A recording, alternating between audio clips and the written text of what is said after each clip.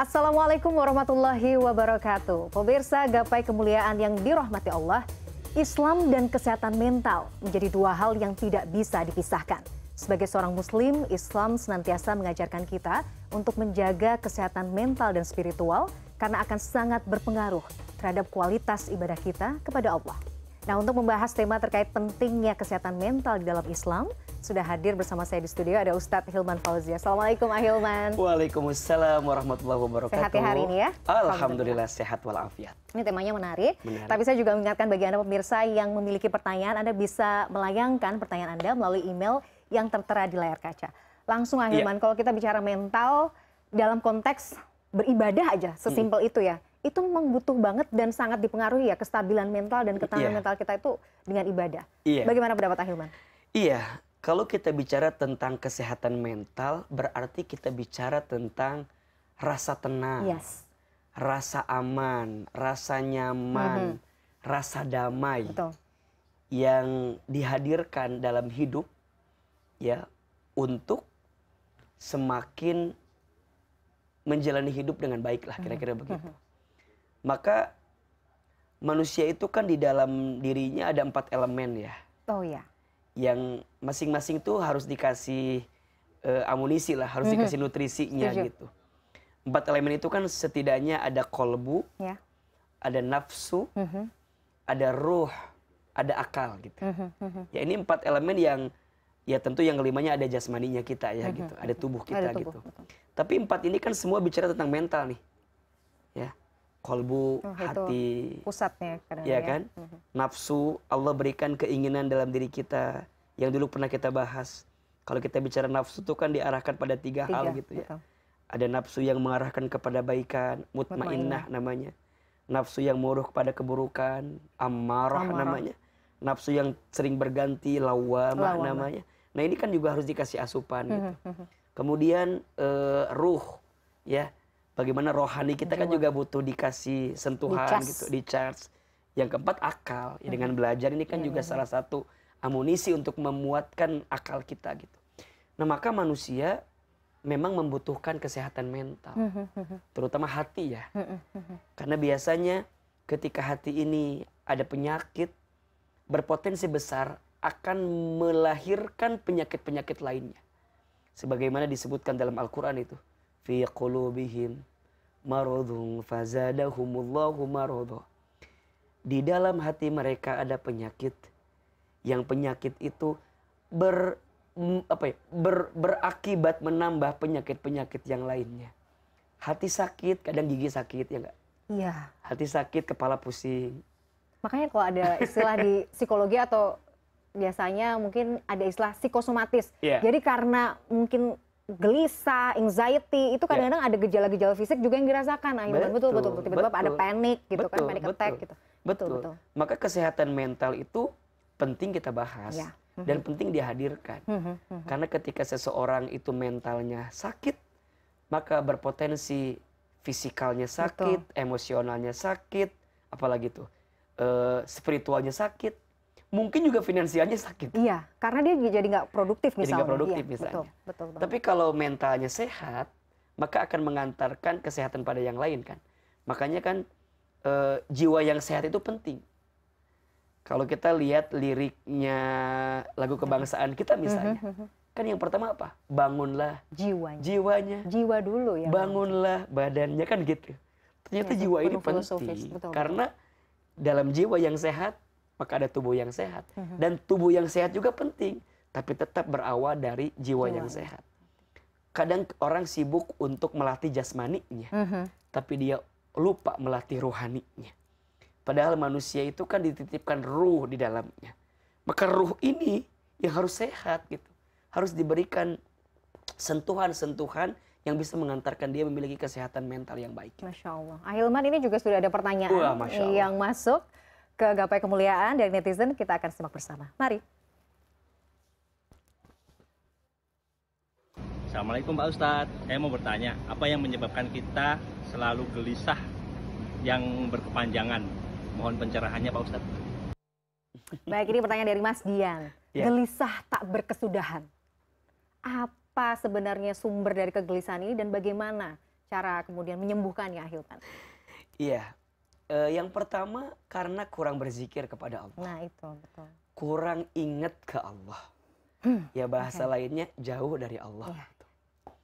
Karena di antara janji yang Allah berikan kepada kita, seseorang yang senantiasa berzikir kepada Allah, maka Allah akan tanamkan ketenangan dalam hatinya.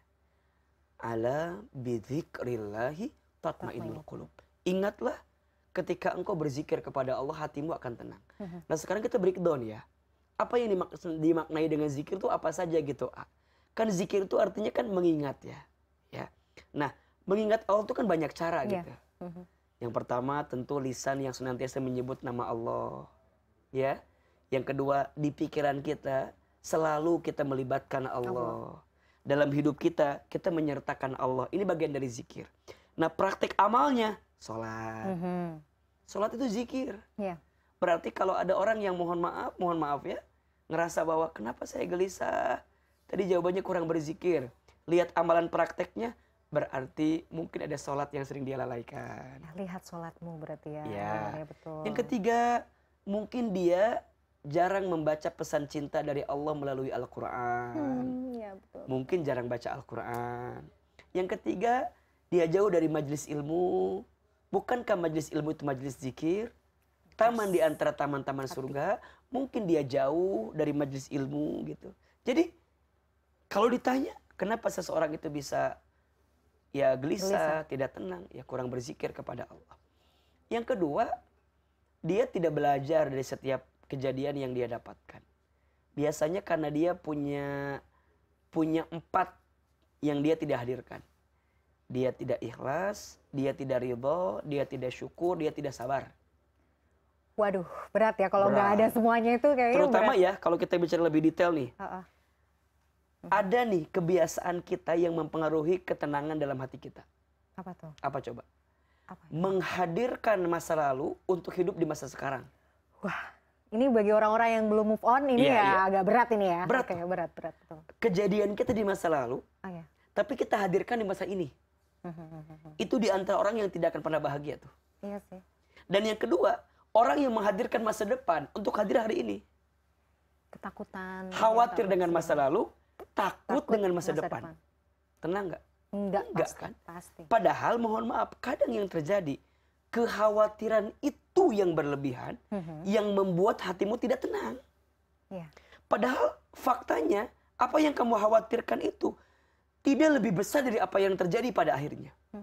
Jadi kekhawatiranmu yang mengantarkanmu pada apa? Pada sesuatu yang kau takuti sendiri gitu. Jadi engkau yang merencanakan kekhawatirannya, engkau yang merencanakan ketakutannya, dan itu terjadi. Dan ingat ya, Allah berfirman di surat di hadis qudsinya, ana inda dhanni abdi bi, sesungguhnya aku sesuai prasangka hambaku, kata Allah. Jadi apa yang hambaku sangkakan tentangku dalam keadaanku terhadap dirinya, boleh jadi itu juga yang akan kita dapatkan. Maka hati-hati. Ketenangan itu setengah dari obat. Dan kekhawatiran itu setengah dari penyakit. Mantap. Hilman, ini menarik tapi kita harus jeda dulu. Kita akan lanjutkan di segmen berikutnya. Pemirsa jangan kemana-mana. Gapai Kemuliaan akan kembali sesaat lagi.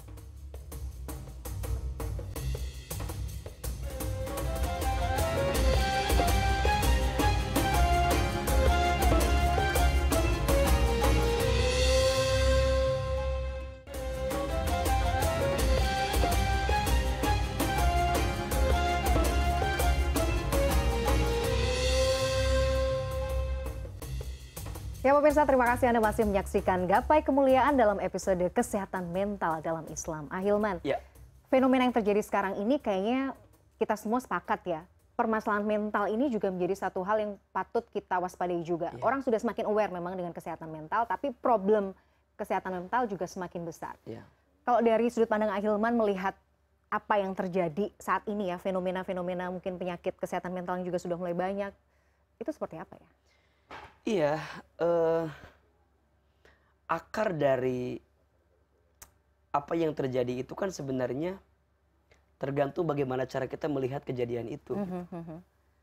Seseorang itu tidak akan merasakan sakit hati kalau dia tidak mengizinkan hatinya sakit hati gitu. Ya sama kayak tadi ya. Kekhawatiran itu kan yang bikin kita sendiri kadang. Betul. Iya.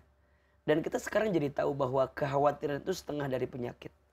Kadang penyakitnya tidak semengkhawatirkan yang dibayangkan, tapi karena kekhawatiran yang membelenggu hati kita sehingga mengantarkan penyakit itu menjadi seakan-akan berat dan besar untuk kita. Izin bertanya, Hilman. Kalau bicara soal kekhawatiran itu, ada unsur juga waswas syaitan juga yang bisa masuk nggak? Bisa jadi salah satunya. Maka nanti kan kalau seseorang koneksi dengan Allahnya itu baik gitu, maka dia akan dibimbing gitu untuk mendapatkan ketenangan hatinya. Zikirnya itulah, sholatnya itulah, baca Quran itunya gitu, majlis ilmunya yang kemudian akan mengantarkan dia menemukan ketenangan dalam hatinya gitu. Betul. Ya, berarti ini kode sebenarnya. Jika engkau sedang diuji dengan ada kekhawatiran di hati, dengan ujian dalam hidup, ini alarm sebenarnya dari Allah. Boleh jadi selama ini engkau ada jarak dengan Allah gitu. Engkau sedang jauh dari Allah, sehingga Allah ingatkan engkau dengan kejadian-kejadian yang membuat engkau jadi back to Allah gitu, kembali ke Allah.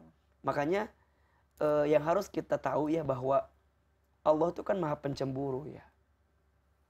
Ketika engkau meletakkan cintamu terhadap sesuatu atau seseorang melebihi cintamu kepada Allah, maka Allah akan ingatkan hatimu dengan orang-orang yang kau cintai itu gitu.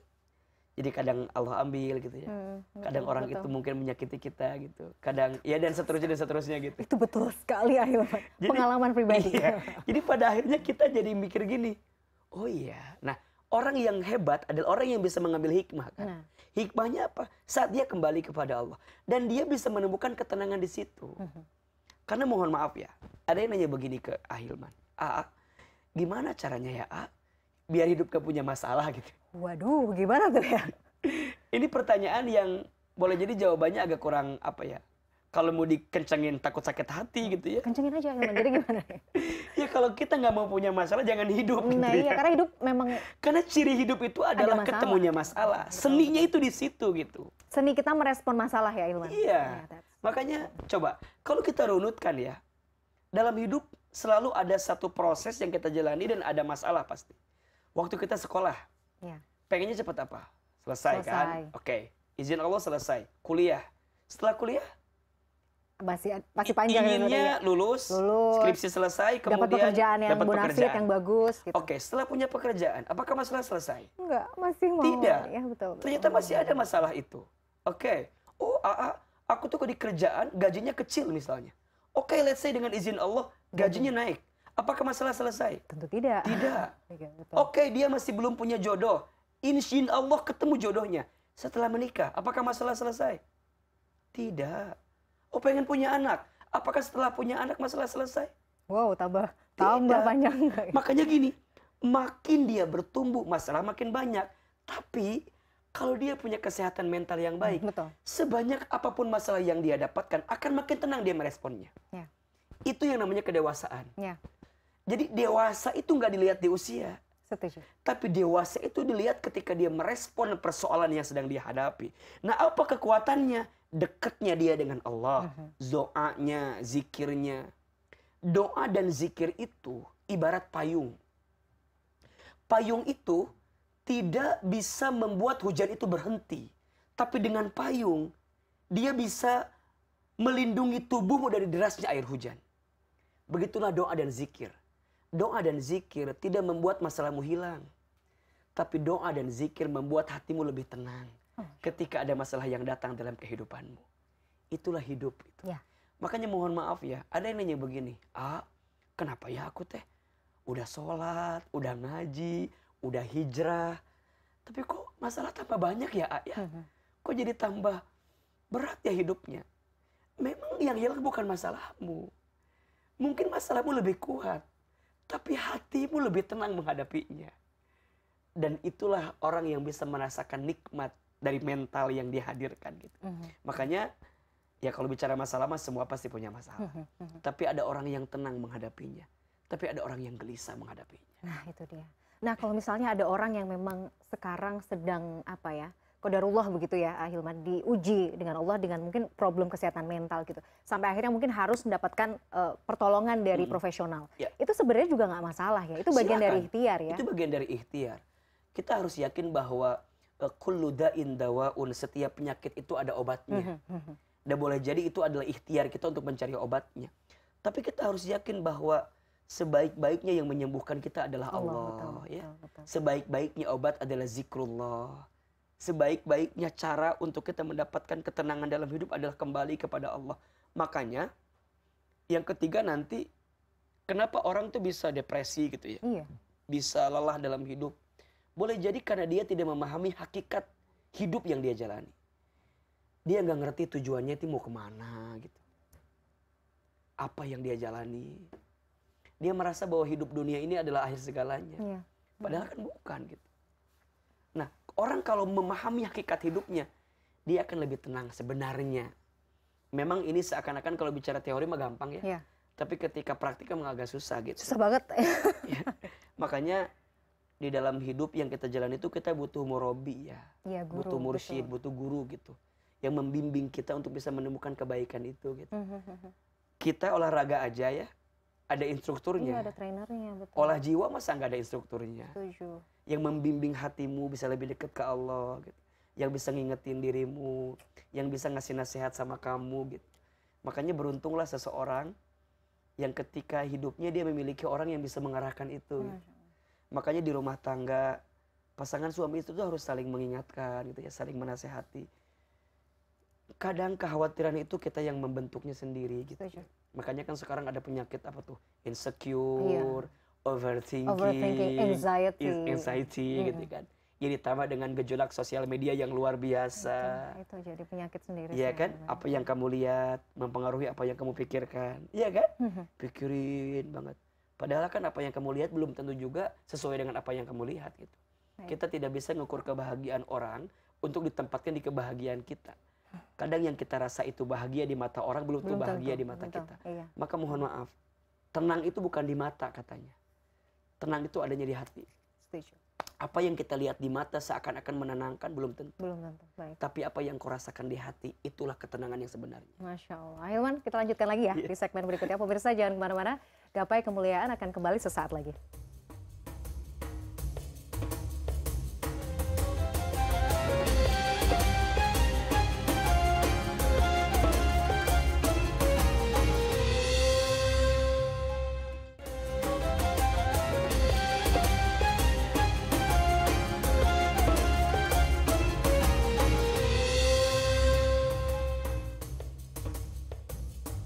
Ya pemirsa, terima kasih Anda masih menyaksikan Gapai Kemuliaan dalam episode Kesehatan Mental dalam Islam. Ahilman, ini menarik ya. Kalau dalam kacamata dunia nih, kita seringkali melihat atau mendengar baca berita misalnya. Ada beberapa negara maju yang secara perekonomian misalnya bagus ya. Indeks perekonomiannya bagus, pendapatan per kapitanya tinggi gitu. Tapi angka bunuh dirinya juga tinggi. Kan sebenarnya bunuh diri itu sebagai efek domino juga dari mungkin masalah mental yang dihadapi oleh warganya gitu. Sementara mungkin di Indonesia kan kita tahu sendiri ya, mungkin angka kemiskinan kita juga masih tinggi, tapi di sisi lain juga kita kan termasuk negara yang cukup religius gitu ya. Nah, ini tuh mudah-mudahan ya, amin ya gitu. Jadi bagaimana ya kita melihat hal ini? Apa yang bisa kita pelajari ya dari fenomena sosial yang terjadi saat ini? Iya. Kita bicara tentang ukuran kebahagiaan deh. Betul. Coba kalau Mbak Mila berpendapat ya, orang dikatakan bahagia itu ketika kapan atau ketika apa gitu? Kalau saya pribadi ya Hilman ya, iya mungkin ia seneng ya misalnya Allah kasih rezeki gitu ya, yang sifatnya materi iya seneng. Tapi kayaknya kita juga harus jujur ya, kadang-kadang pun misalnya apa-apa ada, makan enak, tidur nyenyak, tapi kalau ada kekosongan dalam hati, kekosongan dalam jiwa, itu semuanya berasanya nggak enak. Iya. Iya. Jadi ya memang di hati sih Hilman. Iya kan? Sekarang begini, kebahagiaan itu tidak terletak pada apa yang datang dan juga tidak terletak pada apa yang pergi gitu. Iya. Karena yang datang dan pergi itu pasti akan ada aja dalam hidup kita. Dan pasti ada sih, betul. Iya kan? Contoh, ada orang yang menganggap dia bahagia kalau punya harta banyak. Nyatanya ada orang yang punya harta banyak tapi tidak bahagia. Ada nggak? Ada, banyak. Ada. Ada orang yang mengejar bahwa bahagia itu ketika dia terkenal misalnya. Ada orang makin terkenal malah mengakhiri hidupnya dengan sesuatu yang tidak pas gitu ya. Ada orang yang bilang bahwa bahagia itu kalau punya pangkat jabatan tinggi. Tapi nyatanya ada seseorang atau yang faktanya kita lihat ada orang yang punya pangkat jabatan tinggi. Tapi malah tidak menemukan kebahagiaan itu. Lantas apa kebahagiaan itu? Rasa tenang gak sih? Iya, jawabannya adalah kebahagiaan itu terletak pada ketenangan hati. Untuk menikmati semua apa yang Allah beri dalam hidupnya. That's it. Berarti kalau kita lihat ya, secara makna lebih mendalam. Allah tidak akan meletakkan sesuatu dalam hidupmu. Kecuali Allah tahu takarannya. Kecuali Allah tahu seperti apa kebutuhannya. Allah juga tahu seperti apa kepantasannya. Kepantasannya. Gini. Kita ini ada emberan, ada gelas, ada bak yang besar. Kapasitas kita nih gelas. Tapi kita maksa pengen banyak dapatnya. Yang terjadi apa? Luber lah, nggak bisa nampung kita. Iya. Ada orang yang punya kapasitas besar, tapi dia tidak maksimalkan. Ujungnya kan jadi sedikit. Nah, tidak bertemunya titik equilibrium inilah yang kemudian pada akhirnya yang kurang makin kurang, yang udah dikasih lebih ngerasa kurang, ujungnya tidak ada sesuatu yang bisa mendatangkan kebaikan dalam dirinya. Dan ini tempatnya di mana? Bukan di sini, tapi di hati. Makanya yang harus dicas pertama dalam diri manusia itu apa? Hati. Karena yang akan kembali kepada Allah itu nanti hatinya. Kan begitu. Ya. Akan ada satu hari di mana harta dan anak-anak tidak bermanfaat, kata Allah. Kecuali siapa? Kecuali mereka yang datang kepada Allah biqalbin salim, dengan hati yang bersih. Wow. Ini tuh kan istilahnya kayak casing lah gitu ya. Ditempel aja gitu. Cakep, cantik, kaya, miskin, bodoh, pintar, terkenal, nggak terkenal. Itu kan hanya casingnya aja gitu. Kalau kita wafat, apakah ada disebut ini kuburan orang kaya? No. Sama ya, akhirnya ya Allah. Semua pada akhirnya jadi sama gitu. Terus lantas apa yang kamu kejar selama ini? Bukan berarti kita nggak boleh ngejar itu ya. Silakan kamu kejar dunia itu, tapi jadikan jalan mengantarkanmu dekat dengan Allah sehingga Allah nitipin ketenangan hati di kita. So poinnya, kenapa ada seseorang yang mohon maaf secara dunia dia berlebih, tapi seakan ada kesehatan mental yang terganggu. Mungkin dunianya tidak menjadikan dia makin dekat ke Allah. Sehingga dia tidak tenang, gelisah dan seterusnya. Jadi ya itu tadi ya, kunci kebahagiaan hidup itu bukan pada apa yang kita miliki atau tadi apa yang Allah ambil. Karena ya pasti akan gitu. Ada aja yang Allah akan ambil, Allah akan kasih ya. Tapi berarti hati kita nih harus dicas terus ya, Hilman. Kalau misalnya ada orang yang kayaknya susah banget ngecas hatinya, berarti itu hatinya keras misalnya atau harus gimana? Harus dibersihkan dulu, Hilman. Hati setiap orang itu pada dasarnya punya kefitrahannya, kesuciannya. Sejahat-jahatnya orang jahat, pasti ada sisi baik di dalam hatinya. Dan itu yang kita petik gitu. Dan mohon maaf ya, sebaik-baiknya orang, boleh jadi ada juga cacat dalam hidupnya. Ya, kita bukan malaikat yang benar terus. Kita juga bukan setan yang salah terus. Kita ini manusia. Manusia diilhamkan dua keadaan. Fa'alhamaha fujuraha wa taqwaha. Kadang dia fujur, kadang dia bertakwa. Tinggal bagaimana timbangannya, banyakan mana tuh ujungnya gitu. Deg-degan ya Allah. Ya so simpelnya, kalau sekarang kita lagi fujur, tingkatkan ketakwaannya. Kalau lagi takwa, hati-hati. Ini lagi nguji nih fujur kita. Iya kan? Makanya, ya setiap orang buruk ada kesempatan jadi baik. Nah itu ya. Dan setiap orang baik juga jangan sombong. Boleh jadi dia terpeleset jadi berbuat buruk lagi. Dan kita nggak boleh ngejudge ya. Nggak boleh ngejudge. Maka kesehatan mental itu kan ada pada diri kita ya. Yuk kita benahin semuanya. Minta sama Allah agar dilembutkan hati. Ditetapkan di jalannya.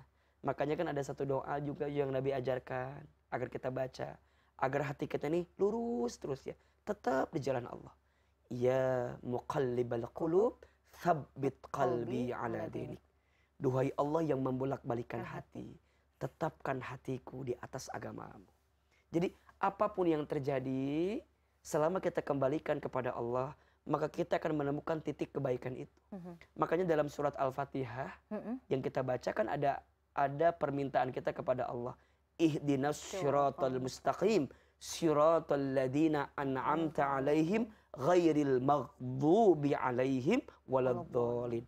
Itu ada kalimat maghdub ya. Maghdub itu ya orang yang salah gitu, orang yang tersesat gitu, orang yang buruk. Bukan berarti orang itu buruk selamanya gitu. Maksudnya kalau kita lagi lalai, diingatkan lagi untuk kembali kepada Allah. Jadi belok-belok tuh belok sedikit tuh sebenarnya nggak apa-apa, tapi mudah-mudahan Allah segera. Iya. Gitu ya, maksudnya gini. Kita kan mikirnya orang tuh nggak ada yang lurus aja gitu kan. Kadang iman juga naik turun gitu. Jadi supaya Allah segera kembalikan ke jalan. Makanya kan kita diperintahkan untuk zikir ya. Iya. Allah tahu bahwa mental kita tuh kan? Satu saat akan mengalami satu proses bahwa kadang sedih, kadang tersakiti, kadang terluka. Allah tuh lebih tahu daripada apa yang kita tahu gitu. Makanya Allah udah siapin perangkat tuh. Gimana caranya ketika sesuatu itu terjadi, ini perangkatnya kembali ke Allah. Makanya zikir makin banyak zikirnya. Kenapa Allah perintahkan makin banyak zikir? Karena Allah juga tahu mentalmu tuh makin hari itu makin mungkin sedang ada masalah, sedang ada sesuatu yang menyedihkanmu, melukaimu, menyakitimu dan seterusnya. Maka kembali ke Allah. Makanya taubat jangan sekali, berkali-kali. Innallaha yuhibbut tawwabina wa yuhibbul mutatahhirin. Kalimatnya at-tawwabin ada tasdidnya. Berarti sesuatu yang berkali-kali. Sama kayak zikir, itu harus berkali-kali. Ingat berkali-kali. Makin ingatnya dirimu berkali-kali kepada Allah, maka makin ingat juga Allah kepada dirimu. Ada yang tidak akan pernah meninggalkan kita. Siapa? Allah. Kalau kata guru saya begini, Allah itu semua bisa katanya. Hanya ada satu yang Allah tidak bisa. Apa tuh? Ada yang nggak bisa Allah apa tuh katanya? Mengingkari janjinya. Ya Allah. Itu betul. Ada kita suka lupa gitu bahwa kita punya zat yang maha tahu tentang kita, yang maha mencintai kita, yang maha ngerti tentang kita. Kadang kita suka sok tahu dengan urusan hidup kita.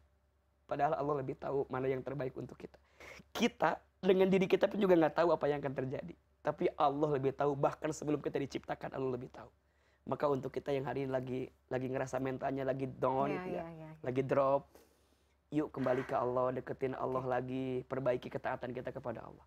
Maka engkau akan dikuatkan dengan caranya Allah Subhanahu wa taala. Masya Allah, Hilman ini menarik sekali. Yang paling penting kita harus ingat juga bahwa Allah itu cinta sama kita. Cinta banget. Ya, Hilman. Dan tidak ada yang melebihi cintanya Allah kepada kita. Betul. Sayang sekali ini pembahasan menarik, tapi kita sudah harus berpisah. Pemirsa, tidak terasa kita sudah sampai di penghujung program Gapai Kemuliaan. Semoga apa yang tadi kita bahas bisa menjadi bekal untuk menjalani hidup yang lebih baik lagi. Amin ya rabbal alamin. Saya Meladia Rahma dan juga Ustadz Hilman Fauzi Undur diri. Insya Allah kita jumpa lagi pada Gapai Kemuliaan berikutnya. Wabillahi taufiq wal hidayah. Wassalamualaikum warahmatullahi wabarakatuh.